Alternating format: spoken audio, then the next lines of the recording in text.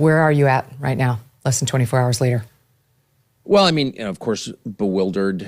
I got back last night and stayed up until probably like everybody until 1 a.m, talking to people and texting people, and then, on X, looking at the reaction. And I woke up this morning and I thought to myself, that's really not the way at all, to sit and marinate in the hate, which I did. I couldn't help it. It's like pornography or snuff videos or something. You're just like mesmerized by it. It's like watching, a tragedy over and over. Not the violence, but the hate. I mean, I must have watched 15 videos of young women celebrating Charlie's death. And my first thought was, well, this is obviously some kind of, manufactured attempt to divide the country against itself, and it's probably all fake. And then you look, and it's actually not fake. Here's a teacher from an elementary school in Idaho, and here's a yoga instructor from West Hollywood, and these are like real people with real names.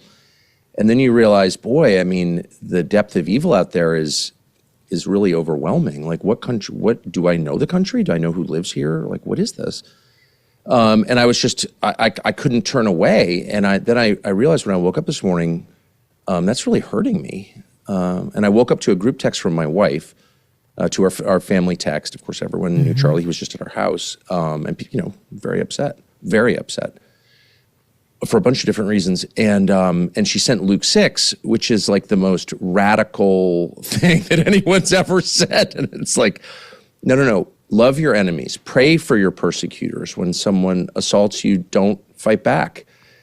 Which is impossible, of course. I mean, no one can do that. And it literally takes supernatural intervention for anyone to live that way, much less to feel that way. And that's what's called for, is supernatural intervention. I mean, you can take all kinds of steps. We do need to restore order in the country, and no one's kind of done that for the last 50 years. And this is the end result of true disorder.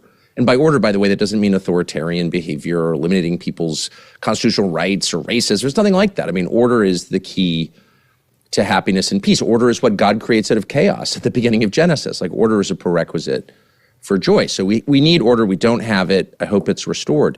But much more deeply, people need to be transformed and see each other as God sees them, including their enemies, as human beings who are doing bad things but are still created by God. Like, without that worldview, then you descend into hell. In fact, you already live there, which is where, in some sense, we live now. And boy, that just became clear because it happened to me. I mean, I was sitting there fuming and despair and like, by the way, what was this?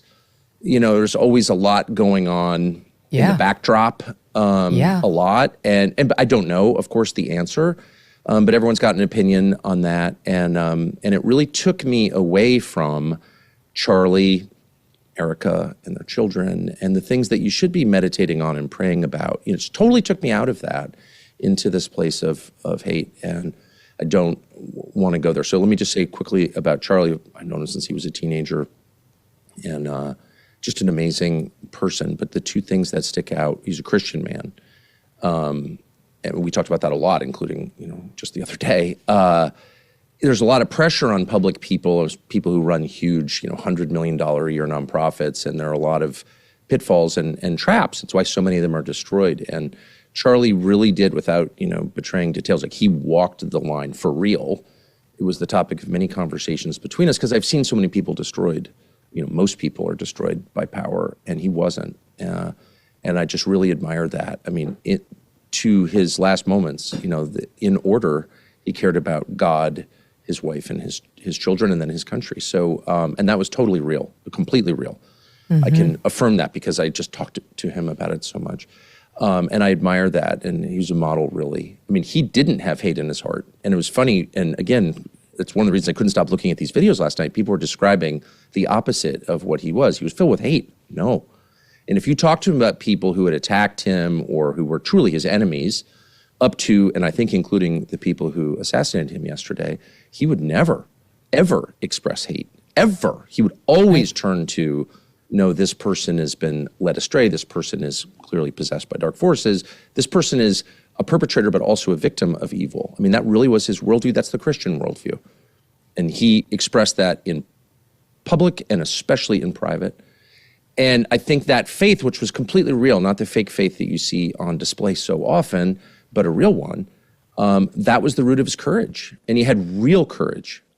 He loved being with people who disagreed with him, not theoretically with them, but physically with them, like close enough to smell. He would wade right into the middle of everything. I could tell you a million stories that I saw, but that was absolutely real. Like, he loved people, even people who hated him, and people he loved. He was the rare person who was willing to tell them what he thought was true. I mean, he really believed, as a political matter, by the way, that, I don't think he had animus toward anybody in no other country, but he really believed in his own country and the obligation of his government to stand behind his country. He was truly America first in the nicest, most decent, non-ideological, but sincere way. He was one of the only people, truly one of the only people to go to the president whom he loved. He loved Donald Trump, like personally as well. And I think the president really loved him in a real way. But he was one of the only people to go to the Oval Office and say, sir, I totally understand and think Iran's really bad, but a war with Iran is not, is something that could really hurt our country. I mean, boy, that was an unpopular position. He didn't need to express it. Oh, of course. And he did it again. He didn't have some weird agenda. He wasn't mad at anybody. He was for his country, and he was for doing the right and wise and difficult thing. And he said that. He went to the Oval Office to say that. He took massive abuse from his own donors, which is also something that you don't see people. And he loved his donors. It wasn't a hostile thing, but they had a different view. A lot of them, not all, but a lot. And they expressed it to him in a very intense way. I know because he showed me. And he said, look, I understand your perspective. This is my perspective, and we're going to do what we think is the right thing, the wise thing. In that way, too, he was the voice of young people. I mean, there are no young people in the country anymore supporting this war and wanting Israel to continue its bombing campaign. That's just the truth. Look at the polls. And he was in touch with them. And even where his own opinion may have differed from their opinion, he felt like he owed it to them to bring their message to the sitting president of the United States. I mean, that's what's been snuffed out.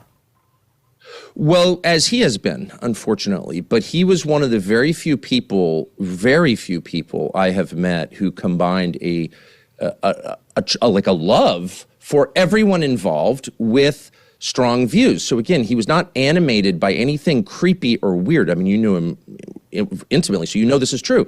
If you talk to him off camera, he would say, I really, I love whoever I'm talking about, but I think this is wrong, it's immoral, it's bad for everybody involved, both sides. And he would say that, and he could say that because it was sincere. It was completely sincere, but I cannot overstate the amount of attacks he took privately over this, absolutely for real. And having lived in Washington most of my life and seen people run nonprofits, I've never met one who was willing. Stand up is too strong. He wasn't confrontational, but he would just say, no, I'm sorry that you feel that way, but I think this is the right thing. The people we represent, which is mostly young people, they believe this, and I believe it also. It was brave, but loving at the same time. And I'm not sure he made a lot of headway, by the way. I mean, I think he made real enemies in doing that, but his view didn't change. Anyway, he was just a wonderfully decent, loving man. That is true.